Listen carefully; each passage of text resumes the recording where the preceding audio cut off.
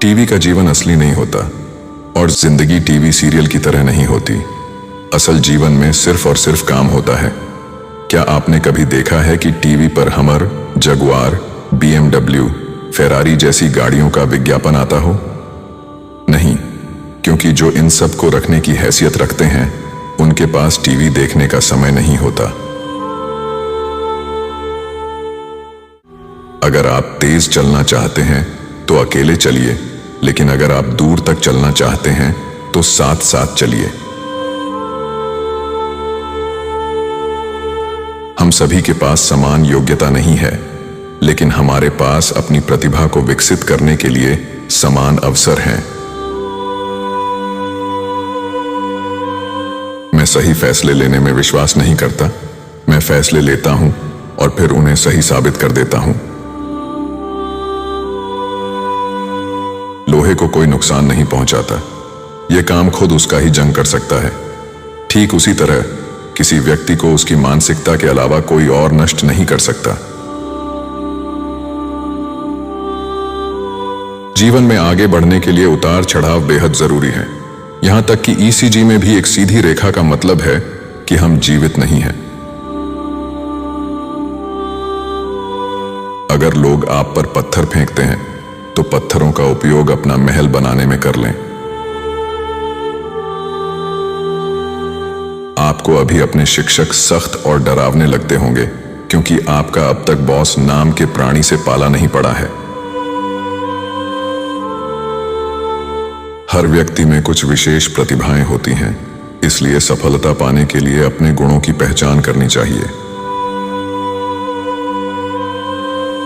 दूसरों की नकल करने वाला व्यक्ति कुछ समय के लिए आगे तो बढ़ सकता है, लेकिन बहुत आगे नहीं जा पाता।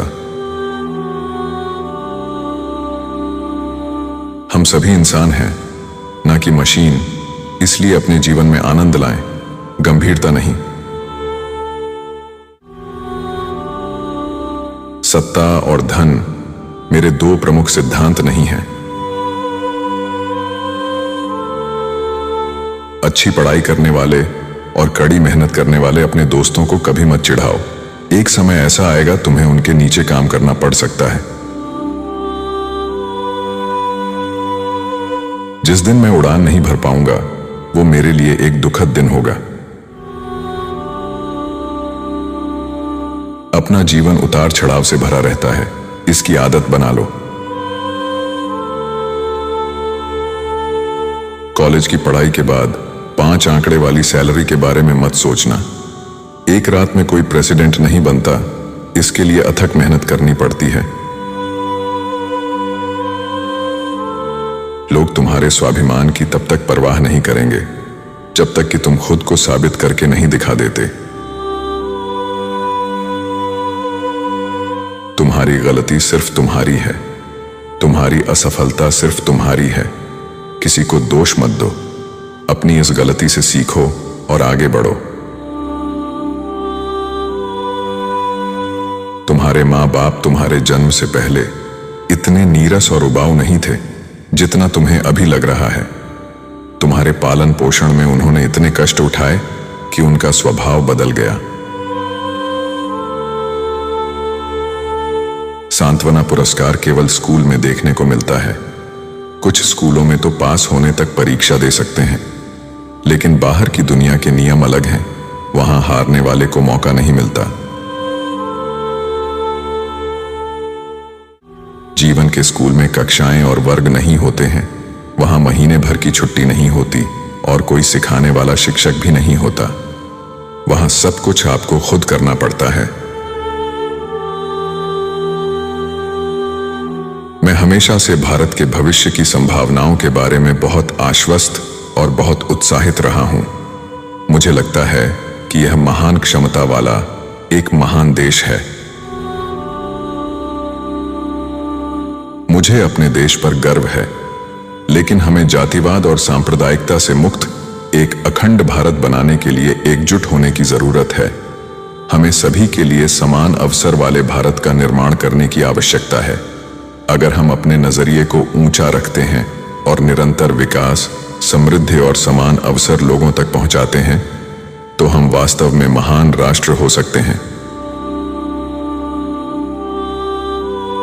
विश्व में करोड़ों लोग मेहनत करते हैं, फिर भी सबको अलग अलग परिणाम प्राप्त होते हैं। इन सब के लिए मेहनत करने का तरीका जिम्मेदार है। इसीलिए व्यक्ति को अपने मेहनत करने के तरीके में सुधार लाना चाहिए। मैं लोगों को प्रोत्साहित करके लगातार कहता हूं कि प्रश्न पूछें, नए विचारों पर बात करें, नई तकनीक और नए आइडिया के साथ बेझिझक आगे आएं। आप हमेशा जिस चीज को सही मानते हैं उसके साथ डट कर खड़े रहें और जहां तक संभव हो निष्पक्ष बने रहें। हमें सफल व्यक्तियों से प्रेरणा लेनी चाहिए कि अगर वे सफल हो सकते हैं तो हम क्यों नहीं, लेकिन प्रेरणा लेते समय आंखें खुली रखनी चाहिए। ऐसी कई चीजें हैं जो अगर मुझे दोबारा जीने का मौका मिले तो शायद मैं अलग ढंग से करूंगा, लेकिन मैं पीछे मुड़कर यह नहीं देखना चाहूंगा कि मैं क्या नहीं कर पाया। जीवन में केवल अच्छी शैक्षिक योग्यता या अच्छा करियर ही काफी नहीं है। इसके साथ आपका लक्ष्य होना चाहिए कि एक संतुलित और सफल जिंदगी को जिया जाए। संतुलित जीवन यानी कि आपका अच्छा स्वास्थ्य, लोगों से अच्छे संबंध और मन की शांति, यह सब कुछ अच्छा होना चाहिए। हम लोग इस दुनिया में केवल एक मोबाइल के रिचार्ज की तरह हैं जो अपनी वैलिडिटी के बाद समाप्त हो जाएगा। हम सभी की वैलिडिटी है। यदि हम भाग्यशाली रहे तो कम से कम 50 साल तो जिएंगे ही। इन 50 सालों में केवल 2500 वीकेंड्स होते हैं। क्या तब भी हमें केवल काम ही काम करने की जरूरत है? जीवन को इतना भी कठिन मत बनाइए कि खुशियां आपसे दूर रहें। आप कितनी भी महंगी चीज क्यों न खरीद लें, एक दिन आपको एहसास होगा कि इसका कोई मतलब नहीं है। जो कुछ मायने रखता है वह उन लोगों की भलाई है जिनसे आप प्यार करते हैं। बड़ी बड़ी बातें और भाषण देने वाला अच्छा नेता नहीं होता, बल्कि वे होते हैं जो अपने से अधिक बुद्धिमान सहायकों और सहयोगियों से घिरे रहने में रुचि रखते हैं। सबसे बड़ा जोखिम कोई जोखिम न लेना है। आज के समय में तेजी से बदल रही दुनिया में जोखिम न लेना ही एकमात्र रणनीति है जिसके असफल होने की गारंटी है।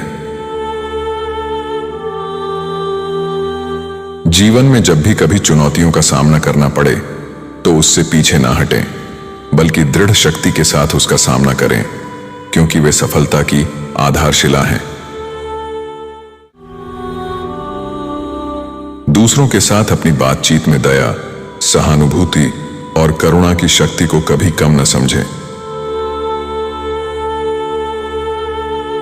अगर आपको नेतृत्व दिया गया है तो जिम्मेदारी लेने के बारे में सोचो, बहाने बनाने के बारे में नहीं। अपने पास आने वाले अवसर का इंतजार न करें, अपने अवसर स्वयं बनाएं। केवल पैसा और शोहरत कमाना ही काफी नहीं है। सोचिए, जब आपका किसी से ब्रेकअप हो तो उस दिन कंपनी में प्रमोशन का कोई मायने नहीं रहता। जब आपकी पीठ में दर्द हो तो कार ड्राइविंग करने में कोई आनंद नहीं आता। जब आपके दिमाग में टेंशन हो तो शॉपिंग करने में भी कोई मजा नहीं आता। ये जीवन आपका है, इसे इतना भी गंभीर मत बनाइए। हम सब इस दुनिया में कुछ पलों के मेहमान हैं, तो जीवन का आनंद लीजिए, उसे ज्यादा गंभीरता से नहीं लेना चाहिए। सब कुछ ठीक है, कभी कभी काम से छुट्टी लेना, क्लास बंक करना, किसी एग्जाम में कम मार्क्स लाना या छोटे भाई बहनों से कभी झगड़ना, सब ठीक है। जब हम जिंदगी के आखिरी पड़ाव पर होंगे तो यही छोटी छोटी बातें हमें हंसाएंगी, और कंपनी का प्रमोशन, 24 घंटे लगातार काम, ये सब उस दिन कोई मायने नहीं रखेंगे। हम लोग इंसान हैं, कोई कंप्यूटर नहीं। जीवन का मजा लीजिए, इसे हमेशा गंभीर मत बनाइए। पेड़ काटने के पूर्व कुल्हाड़ी की धार देखने की आवश्यकता होती है। इसलिए जब 8 घंटे में पेड़ काटना हो तो 6 घंटे कुल्हाड़ी की धार तेज करने में लगाने पर सफलता प्राप्त होने के अवसर बढ़ जाते हैं। किसी भी कार्य को निर्धारित समय सीमा में ही पूरा करना चाहिए और वही कार्य करना चाहिए जिसमें पूर्ण आनंद की प्राप्ति हो।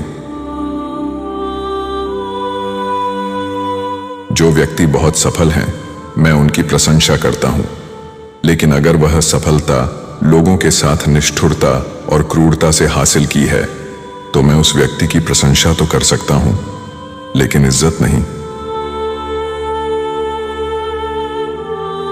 हो सकता है कि मेरे निर्णयों से कई लोग दुखी हों, लेकिन मैं उस व्यक्ति के रूप में पहचाना जाना चाहता हूं जिसने कभी भी किसी भी परिस्थिति में सही काम को सही ढंग से करने के लिए समझौता नहीं किया। अब से 100 साल बाद मैं टाटा ग्रुप को जितना वो अब है उससे कहीं बड़ा देखना चाहता हूं। इससे भी जरूरी बात, मैं आशा करता हूं कि ग्रुप को भारत में बेस्ट माना जाए।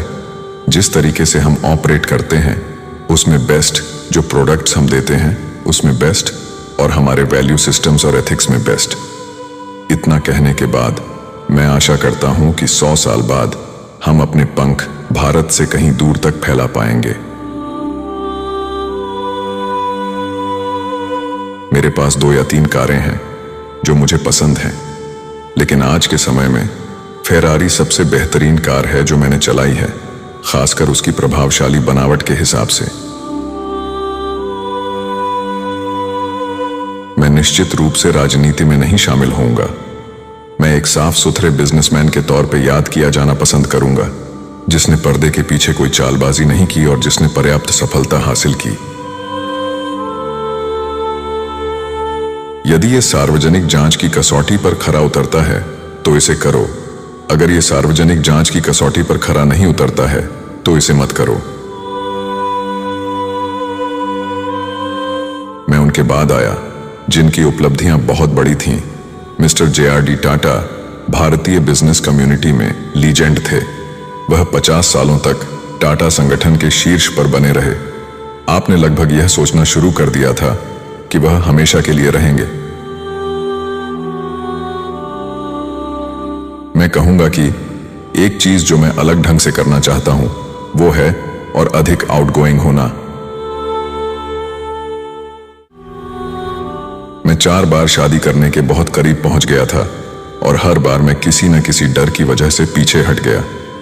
हर अवसर अलग था, लेकिन अब जब मैं इसमें शामिल लोगों को देखता हूं, मैंने जो किया वो इतना बुरा नहीं था। मेरा मानना है शायद शादी हो जाती तो यह और भी जटिल हो सकता था। मैंने हमारी कंपनी में यह बात भी रखी है, हमें बेबी स्टेप्स लेना छोड़ना होगा और ग्लोबली सोचना शुरू करना होगा। यह सचमुच मददगार लग रहा है।